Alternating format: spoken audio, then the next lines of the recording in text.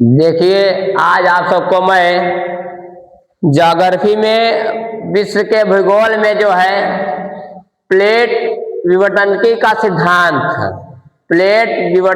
सिद्धांत के बारे में बताएंगे। प्लेट विवर्तनिकी का सिद्धांत क्या होता है, इसमें जैसे कि पेंजिया क्या है, पेंथासा क्या है, उसके बाद प्लेटों का विनाशकारी किनारा कहाँ होता है, प्लेटों का संरक्षी किनारा कहाँ होता है, स्टेनोस्फीयर किसे कहते हैं, मेंटल भाग कहाँ होता है किसे कहते हैं। मेंटल मतलब जो गर्म वाला भाग होता है, मेंटल भाग होता है। जब दो आपस में जो है नीचे पृथ्वी के नीचे जो चट्टाने हैं आपस में दोनों जब घिसते हैं, ऐसे जब घिसते हैं, घिसते घिसते जो भाग कमजोर होता है, जैसे जो भाग कमजोर हुआ उसी भाग पे जो है तेजी से जो है ज्वालामुखी उत्पन्न हुआ।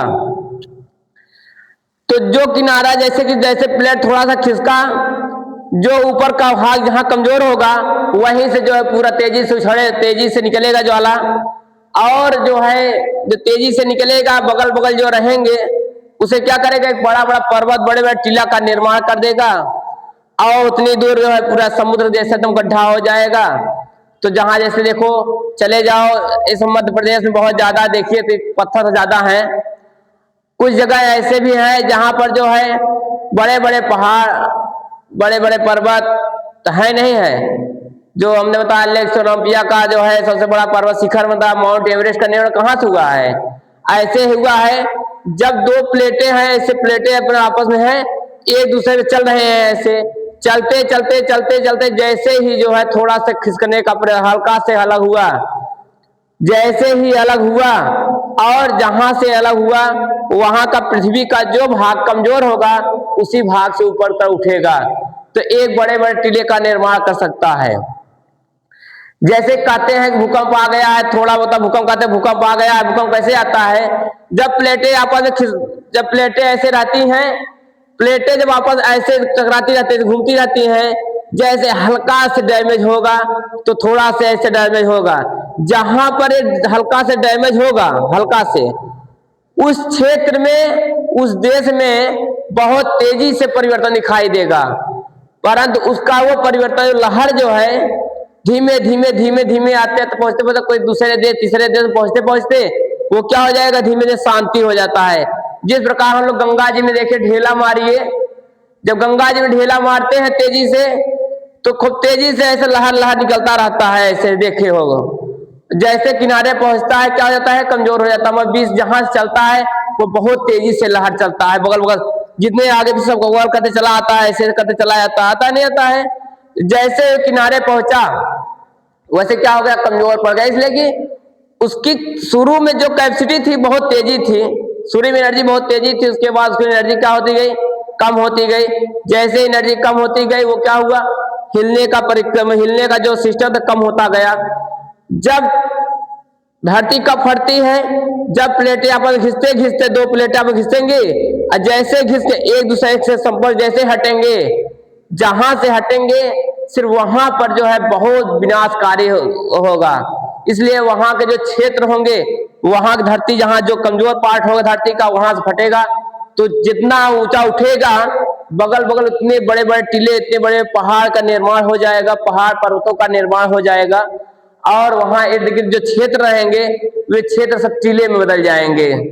ठीक, आज हम उसी सब बारे में बताएंगे।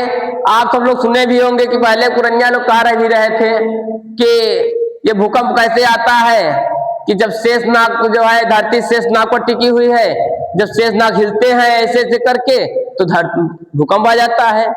ये हवा कैसे चलता है, ये बताएं कि हवा ऐसे चलता है कि जो है जब शेषनाग का बाल जब हिलता है तो हवा चलने लगता है। पुरनिया लोग भी बता गए हैं ना, जैसे कि ये बताया भी गया है। आज भी देखो किसी पुरनिया पूछो कि भूकंप कैसे आता है, धरती किस पे टिकी है, बताएंगे धरती शेषनाग पर टिकी है। परंतु हमारे भारत वैज्ञानिकों ने सर्च किया तो कहा नहीं, धरती शेषनाग पर नहीं टिकी है। दो प्लेट हैं, प्लेटें आपस में क्या हो रहे हैं, घिस रही हैं, आपस में घिस रही है। जैसे ही घिसते घिसते जैसे ही अपने जगह से थोड़ा से बगल हुए वैसे ही जो भूकंप आने का चांस बन जाता है, बड़े बड़े पहाड़ टीले का निर्माण हो जाता है।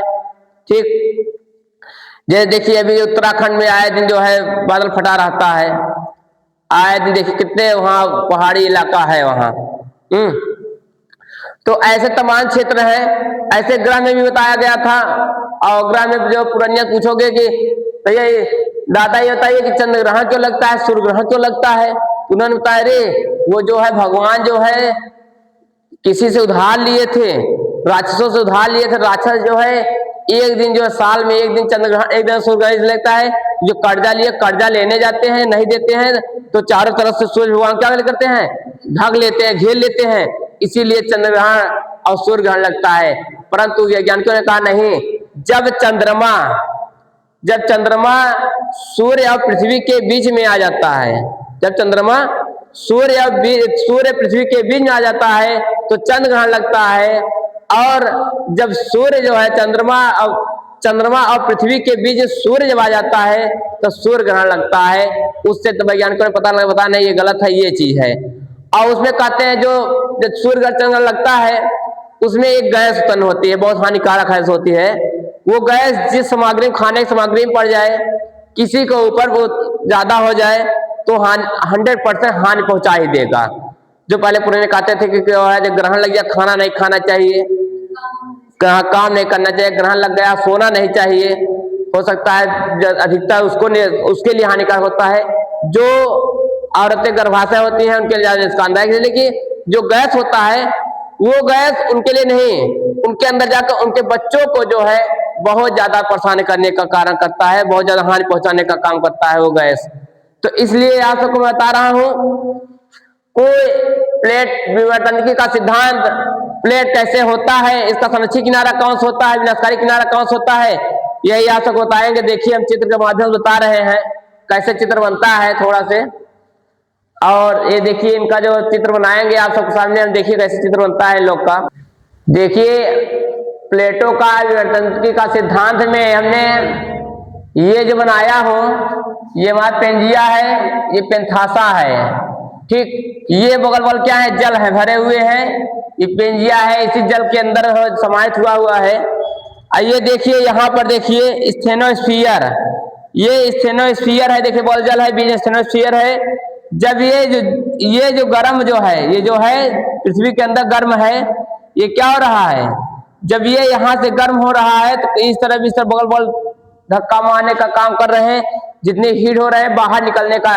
जिस प्रकार कुकर में देखिए कुकर में देखेंगे चावल दाल रखते हैं हम जब, तो उसमें सीटी बजती है, जो सीटी बजती तेजी से तोथा निकलता है, क्या नाम है, बहुत तेजी से भाप निकलता है। जो भाप निकलने का प्रयास करता है, परंतु क्या होता है उसी के अंदर समाहित निकलने नहीं पाता है।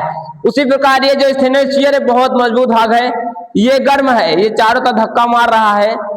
जैसे कि यहाँ से धक्का मारा है, जो पार्ट कमजोर पाएगा उसी पार्ट धक्का मार बाहर निकल आएगा, ये ठीक है। वैसे यहाँ से आया गया तो यहाँ पर देखा गया, तो जैसे मान लीजिए हमारा पृथ्वी वाले है पूरा, ये यहाँ पर अलाव मान लीजिए जो नीचे पृथ्वी के अंदर पानी जो बहुत गर्म है, क्या है, बहुत हीट है, वो जो है उबल रहा है, ऊपर तक धक्का मारने का काम कर रहा है। ये क्या हो रहे हैं, ये सब जो है पृथ्वी के ऊपर आने का प्रयास कर रहे हैं। जैसे ही पृथ्वी के ऊपर आने का प्रयास कर रहे हैं, ये जो ऊपर उठा हुआ भाग है, ये प्लेटों का संरक्षित किनारा, बहुत मजबूत किनारा माना जाता है, बहुत मजबूत है। तो ये यहाँ से ऐसे पारा मार रहे हैं, जहां से कमजोर पाएंगे वहीं से ऊपर जो है बहुत तेजी से उछलेगा पानी, जिसे कहते हैं कि वो क्या आया है, वो प्रलय आ गया, मतलब क्या कहते हैं भूकंप नहीं, ये जो ज्वालामुखी कहते हैं बहुत तेजी से फटता है ना, कहते बहुत ऊपर तक पानी गया, इतना ऊपर पानी गया पूछिए मत।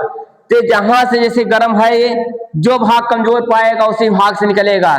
जैसे यहाँ देखिए ये प्लेटों का संरक्षित किनारा, मजबूत किनारा है, ये जब मजबूत किनारा ऊपर नहीं जा पा रहा है, जैसे ही ये यहाँ पर प्लेटों का विनाशकारी किनारा है, मतलब कमजोर है, ये जैसे ही यहाँ पहुंचा, ये तेजी से मारा तो ये भाग क्या उठ गया, क्या हुआ, उठ गया। उठने के बाद बगल बगल क्या हुआ, बड़े बड़े पहाड़, बड़े बड़े पर्वतों का निर्माण कर दिया।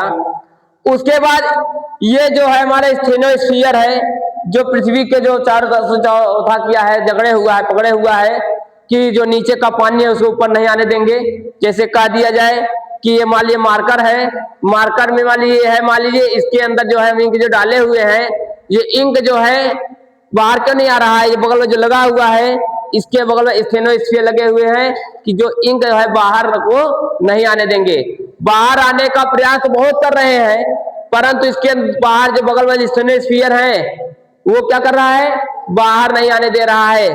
उसी प्रकार ये भी है, ये जो स्टेनोस्फीयर है ये है तो बहुत मजबूत, परंतु जहां पर कमजोर पड़ जा रहा है वहां से निकल जा रहे हैं। देखिए मार्कर है हमारा ना, अभी कुछ मार्कर देखिए हमारे गड़बड़ भी है, जैसे देखिए ये जो है चलते चलते ना कमजोर हो चुका है कि थोड़ा से भी ज्यादा होता है तो जहां होता है तुरंत बगल बस क्या होते लगता है, ये कमजोर हो गया ना इसका स्टेनोस्फीयर, तो इसलिए बगल से क्या हो गया, ये बाहर निकलने लगा।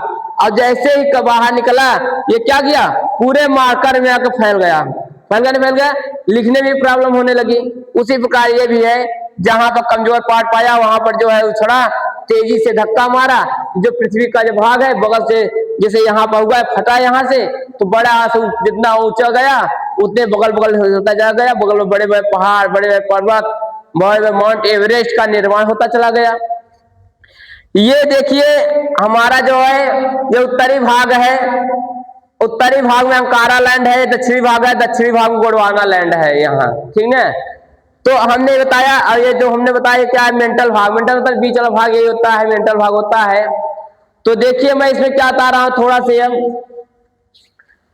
तो ये हमने बताया कि ये जो प्लेटो का विवर्तन का सिद्धांत जो है किसने दिया था, प्लेटो का विवर्तन का सिद्धांत जो है बेगर के महाद्वीप, बेगर के महाद्वीप के विकास का सिद्धांत है। ये बेगर महोदय ने जो है प्लेटो का विवर्तन का सिद्धांत के बारे में बताए थे, बेगर महोदय ने, इन्होंने माना कि प्लेट विवर्तनिकी के विस्थापन हरिहंस को माना जाता है, प्लेट विवर्तनिकी के विस्थापन के बारे में हरिहंस को माना जाता है, किसे माना जाता है, हरिहंस को माना जाता है, प्लेट के बारे में है हरिहंस,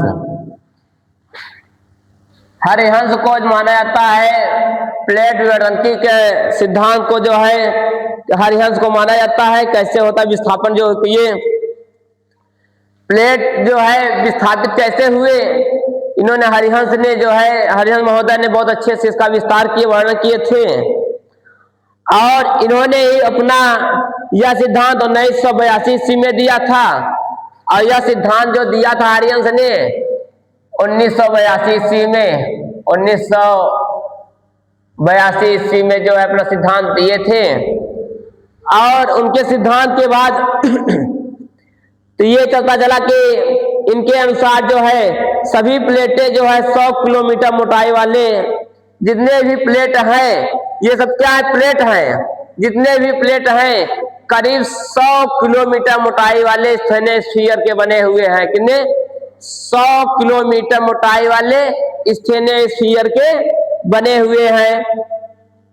और स्टेनोस्फीयर के नीचे सभी जो है गलित अवस्था में पदार्थ स्थित है।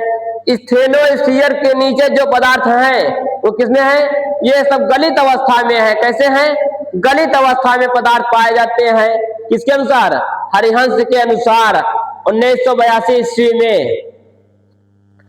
और ये पदार्थ जो है पृथ्वी के चारों तरफ धक्का मारते हैं। ये जो गलित अवस्था पदार्थ जो है पृथ्वी के चारों तरफ क्या कर रहे हैं, धक्का मारने का काम कर रहे हैं। और जैसे ही धक्का मारते हैं तथा वह जहां पर इसकी ऊपर उठता है, जब धक्का मारते हैं जहां पर ये ऊपर उठ जाता है, क्या होता है, जहां पर ऊपर उठता है वह प्लेटों का संरक्षी किनारा हो जाता है। जहां पर ये ऊपर उठ जाता है, इसे यहाँ धक्का मार रहे हैं, ये ऊपर गया है तो प्लेटों का क्या हो गया, ये प्लेटों का संरक्षी किनारा हो गया, नहीं हो गया, तो प्लेटों का संरक्षी किनारा हो जाता है। और जहां पर प्लेटों का संरक्षी किनारा पाया जाता है वहां पर महाद्वीप एक दूसरे से दूर होते जाते हैं। जहां पर प्लेटों का संरक्षी किनारा पाया जाता है वहां पर जो महाद्वीप होते हैं एक दूसरे से क्या हो जाते हैं, एक दूसरे से बहुत दूर हो जाते हैं। और जहां पर प्लेटों का विनाशकारी किनारा पाया जाता है, इस भाग में जहां पर प्लेटों का विनाशकारी किनारा पाया जाता है वहां पर महाद्वीप एक दूसरे के करीब आ जाते हैं, एक दूसरे के पास आ जाते हैं, नजदीक आ जाते हैं, तथा यह जो है महासागर या सागर संकुचित हो रहा है। तभी वहां पर जब प्लेटों का विनाशकारी किनारे होगा, वहां पर महासागर और सागर जो क्या होंगे, संकुचित होंगे। संकुचित मतलब सिकुड़ जाएंगे, एक लगे हो जाएंगे, करीब हो जाएंगे। अरे वैसे देख लीजिए, जैसे मान लीजिए मार्कर है ये, हम मार्कर को जैसे ही अलग किए, ये अलग हो गया ना, जैसे ही इसमें किए क्या हुआ, इसमें समाहित हो गया। जैसे पृथ्वी हमारे यहाँ यह है, मान लीजिए प्लेटों का जैसे ये फटा, तो महासागर महाद्वीप का इसी समाहित हो जाएंगे, सिकुड़ जाएंगे। अब इसी में आकर क्या हो जाएंगे, समाहित होने लगेंगे। जितने महासागर सागर हैं सब इसी में समाहित होने लगेंगे। तो वही जब प्लेटों का विनाशकारी किनारा जहां होता है, वहां पर सागर महासागर जो है संकुचित होने लगते हैं। जहां पर प्लेटों का संरक्षित किनारा होता है, वहां पर महासागर सागर जो है एक दूसरे से दूर होने लगते हैं। बात समझ आए तो नहीं समझ आई? उसके बाद देखिए हमें क्या बताने जा रहा, देखिए क्या होता है।